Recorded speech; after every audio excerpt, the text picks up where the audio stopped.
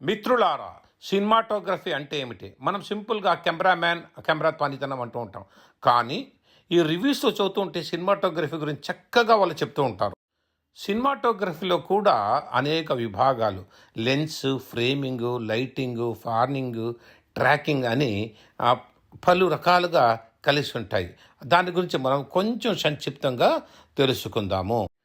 చలనచిత్రంలో దృశ్యమాన కథనానికి సంబంధించిన కళ, సాంకేతిక, మోషన్ కెమెరాతో కదిలే దృశ్యాలను రికార్డ్ చేసే ప్రక్రియ ఇది. కాంతి, రంగులు, కెమెరా కదలికలు, కోణాలు, లెన్సులు ఎంపిక ద్వారా సినిమాను ఒక ప్రత్యేకమైన రూపాన్ని, అనుభూతిని తీసుకురావడం దీని యొక్క ముఖ్య ఉద్దేశం.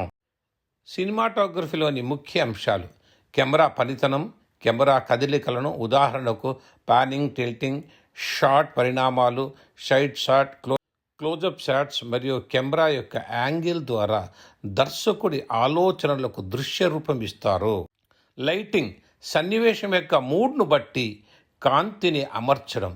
దీనిలో కీ లైట్స్, ఫీల్ లైట్ మరియు బ్యాక్ లైట్ వంటి పద్ధతులు ఉంటాయి. లెన్సులు, ఎక్స్పోజర్, ఏ లెన్స్ వాడితే సబ్జెక్ట్ ఎలా కనిపిస్తుంది, లైటింగ్ మరియు షాడోస్ ఎలా ఉన్నాయో నిర్ణయించుకోవడం. ఫ్రేమింగ్ అండ్ కంపోజిషన్, ఫ్రేమ్లో వస్తువులు లేదా వ్యక్తులు ఎక్కడ ఉండాలో నిర్ణయించుకోవడం. దర్శకుని మదిలో ఉన్న కథని దృశ్యంగా మారుస్తాడు సినిమాటోగ్రాఫర్.